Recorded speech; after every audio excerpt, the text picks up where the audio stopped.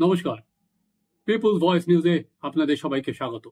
এবার আর দায় কারোর ঘাড়ে ঝেড়ে ফেলবার অবকাশ নেই। বারবার করে আমরা দেখেছি কোনো সময় রাজ্য সরকারের দিকে কোনো অভিযোগ ধেয়ে এলেই মুখ্যমন্ত্রী সেটা কারো না কারোর ঘাড়ের উপর দিয়ে ফেলে দেয় এবং জিনিসটা তিনি যে জানেন না, তিনি যে জানতেন না এবং তিনি জানলে আরো আগে ব্যবস্থা নিতেন, নানাভাবে তিনি সেটা প্রকাশ করেছেন। কয়েকটা উদাহরণ আপনাদের সামনে রাখলে বোঝা যাবে। ধরুন 2016 সালের আগে যখন নারদা ইস্যু সারফেসে এসেছিল, মুখ্যমন্ত্রী কিন্তু তখন জোর গলায় বিভিন্ন সভায় গিয়ে বলেছিলেন ভোটের ঠিক আগে যে আমি আগে জানলে এদের টিকিট দিতাম না। সেখানে কে না ছিল, সেখানে সৌগত রায়, সেখানে শোভন চট্টোপাধ্যায়, সেখানে ফিরহাদ হাকিম, লিস্টটা বিরাট, তালিকাটা বিরাট, যে মুখ্যমন্ত্রী কিছু জানতেন না, জানলে উনি টিকিট দিতেন না এবং সবকটা বিধানসভায় আমি মুখ। রাজ্যের জনগণ ভরসা রেখেছিল। সত্যিই তো, মুখ্যমন্ত্রী তো নাও জানতে পারেন যে এখানে, তার জন্য মুখ্যমন্ত্রীর উপর ভরসা রেখেছিল এবং তৃণমূল কংগ্রেস 16 পর আবার পুনরায় ক্ষমতায় আসে। কিন্তু দুর্নীতির জল, তৃণমূল কংগ্রেস ক্ষমতায় থাকার সঙ্গে সঙ্গে দুর্নীতির জল গড়াতেই থাকে। 19-এর লোকসভা বা 21-এর বিধানসভা ভোটের আগে আরো নানা দুর্নীতি সারফেসে চলে এলো। তার সাথে কয়লা, তার সাথে গরু প্রভৃতি নানা দুর্নীতি এবং তার সঙ্গে শিক্ষা দুর্নীতিটাও তদন্ত শুরু হয়ে গেল।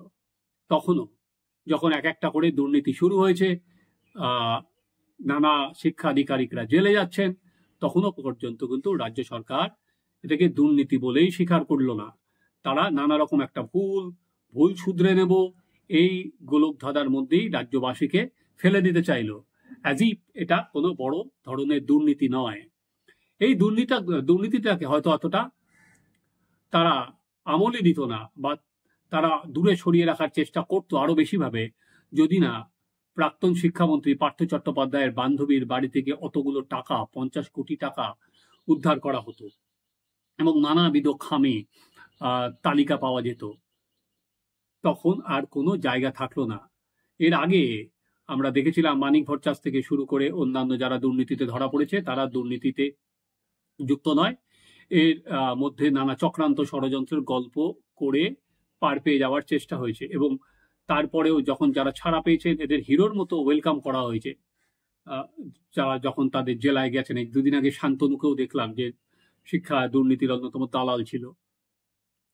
তো পার্থ চট্টোপাধ্যায় আসার পর তখন সেটাকে বলা হলো ভুল, কিন্তু দুর্নীতি নয় এবং পুরো জিনিসটা পার্থ চট্টোপাধ্যায়ের ঘাড়ে ফেলে দেওয়া হলো, যা অ্যাজ ইফ উনি সব জানেন। কিন্তু উল্টে আমরা কি দেখলাম? উল্টে আমরা দেখলাম যে মুখ্যমন্ত্রী গত লোকসভার ভোটের আগে বারবার করে বলতে লাগলেন আমি কারোর চাকরি খাবো না। অর্থাৎ যারা অযোগ্য, যারা দুর্নীতি করে চাকরি পেয়েছেন, রাজ্য সরকার তাদের চাকরিও পর্যন্ত হাইকোর্ট যে সমস্ত রুলিং দিয়েছিল, হাইকোর্টের নির্দেশ মেনে তাদের চাকরিও উনি বরখাস্ত করবেন না বা চাকরি থেকে ছাড়াবেন না। এটাই রাজ্য সরকারের স্ট্যান্ড এবং সেই ছাড়াবেন না এই স্ট্যান্ডের ওপর বজায় থেকেই কিন্তু অতিরিক্ত শূন্যপদ পর্যন্ত ক্যাবিনেটের মিটিং করে ঠিক করা হয়েছিল। ফলে রাজ্য সরকার নিজের ঘাড়ে এন্টায়ার দায়িত্বটা নিয়ে নেয়। পার্থ চ্যাটার্জিতে আটকে থাকলে সেই দায়টা শুধুমাত্র পার্থ চ্যাটার্জিতে আর আটকে থাকলো না। রাজ্য সরকার প্রথমত বললো আমি কারো চাকরি খাবো না এবং দ্বিতীয়ত যারা করলো যে অতিরিক্ত শূন্যপদ সৃষ্টি করে রাজ্য সরকার যারা অযোগ্য তাদের আর কি দায়ভারও নিজের হাতেই তুলে নিল। এবার প্রায় গত বছর 22শে এপ্রিল হাইকোর্টের ডিভিশন বেঞ্চ এই 26,000 চাকরি বাতিল করেছিল। আজ সেই রায়ই কিন্তু বজায় রাখলো সুপ্রিম কোর্টের প্রধান বিচারপতির বেঞ্চ। সেই একই রায় বজায় রেখে এই 26,000 প্রার্থীকে কিন্তু তারা বাতিল করে দিল এবং তার সঙ্গে তারা যে পর্যবেক্ষণ দিয়েছে সেটা কিন্তু বলা যেতে পারে এই শিক্ষা ব্যবস্থা, এই যে চাকরি যেভাবে দেওয়া হয়েছে, পুরো সিস্টেমটায় যে দুর্নীতি আর কি জাঁকিয়ে বসেছে এই 2016 সালে, সেটা কিন্তু পরিষ্কার করে দিয়েছে তারা। শুধু প্রাক্তন শিক্ষামন্ত্রী পার্থ চট্টোপাধ্যায় নয়, শিক্ষা দপ্তরের একের পর এক আধিকারিক জেলে আছেন। প্রাথমিক শিক্ষা পর্ষদের সভাপতি পর্যন্ত কিছুদিন আগে জেলে ছিলেন। তারপরেও রাজ্য সরকার কিন্তু কোনো অবস্থাতেই দায় স্বীকারে রাজি ছিল না। আমরা যেটা দেখলাম যে হাইকোর্ট কি সুপ্রিম কোর্ট কি এসএসসি কি রাজ্য সরকার কি পর্ষদ কেউ কিন্তু একবারও দিতে পারলো না কতজন যোগ্য কতজন অযোগ্য, তারা কিন্তু সেই ভাগটাই করতে পারেনি।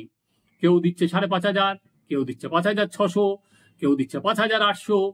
তা দেবেটা কি করে? কারণ যে ওএমআর শিট বা উত্তরপত্র সেটাই তো নষ্ট করে দেওয়া হয়েছে, তার কোনো মিরর ইমেজ নেই।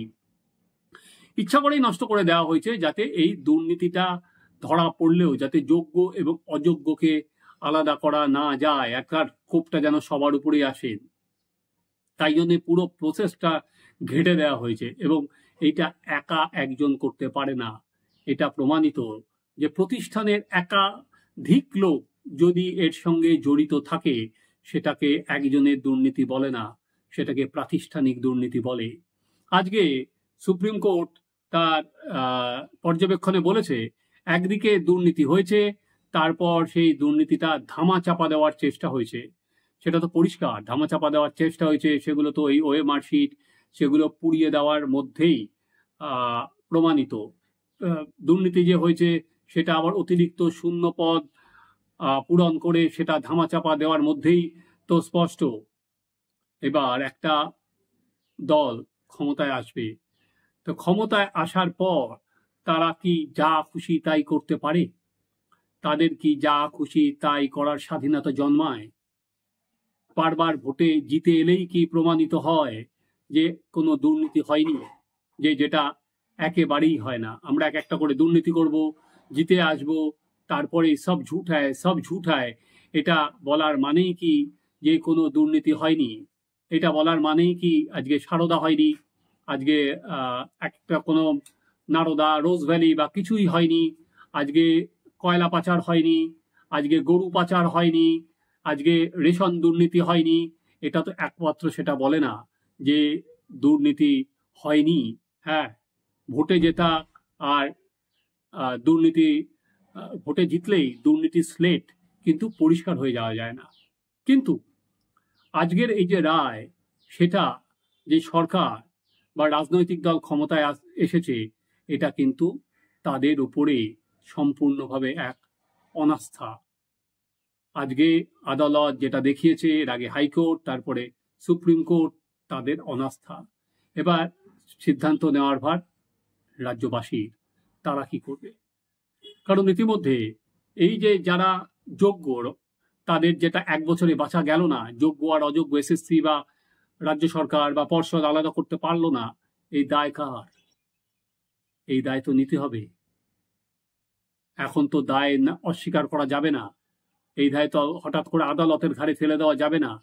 নিজেদের দুর্নীতির দায় আদালতের ঘাড়ে ফেলে দেওয়া যাবে না।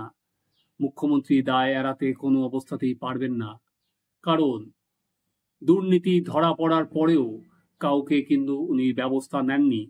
যে জীবন সাহা নিজের মোবাইল ফোন ফেলে দিয়েছিলেন চাকরি বিক্রির অন্যতম এক পান্ডা, সেই জীবন সাহাকে কি তৃণমূল কংগ্রেস বলতে পেরেছে যে তুমি বিধায়ক পদটা ছেড়ে দাও? আজকে মানিক ভট্টাচার্যকে কি বলতে পেরেছে তুমি বিধায়ক পদটা ছেড়ে দাও? আজকে দলের সাংসদ মহুয়া মৈত্র গিয়ে মানিক ভট্টাচার্যকে রঘু ডাকাতের সঙ্গে তুলনা করেছিলেন, 14 গোষ্ঠী চোর বলেছিলেন। তারপরেও দল কি তার বিরুদ্ধে কোনো ব্যবস্থা নিতে পেরেছে? পারেনি। এর ফলে যেটা হবে আগামী দিন, একে তো স্কুলগুলোতে টিচার নেই, এই 26,000-এর চাকরি চলে গেল, এবার পড়াবে কে? স্কুলে সরকারি স্কুলগুলোতে কিন্তু বলা যেতে পারে এই যে পরীক্ষা আসছে তার আগে হাহাকার লেগে যাবে। সঙ্গে অশিক্ষক কর্মচারী 11-12 যারা খাতা দেখছে তারা, ফলে যে শূন্যতা সৃষ্টি হবে আমার জানা নেই। যে একেই সরকারি স্কুলে ছেলেমেয়েরা যায় না, এরপরে যে শিক্ষক, এটা তার কফিনে শেষ পেরেক, এরপরে শিক্ষকতার চাকরিতে পর্যন্ত কেউ যেতে পারবে না। আজকে তৃণমূল কংগ্রেস আসবে, আগামী দিন তৃণমূল কংগ্রেস চলে যাবে, কোনো কারণ কেউ সারা জীবন টেকে না, ক্ষমতায় থাকে না, কিন্তু যে দগদগে ঘা হয়ে থাকলো সেটা কিন্তু মিটবে না, বহুদিন আমাদের বয়ে বেড়াতে হবে। এবং এর দায় নিতেই হবে। এর দায় এর ঘাড়ে, তার ঘাড়ে, আমি জানতাম না বলে অস্বীকার করা যাবে না। আপনারা দেখতে থাকুন আমাদের চ্যানেল সাবস্ক্রাইব করুন, আপনাদের মতামত জানান।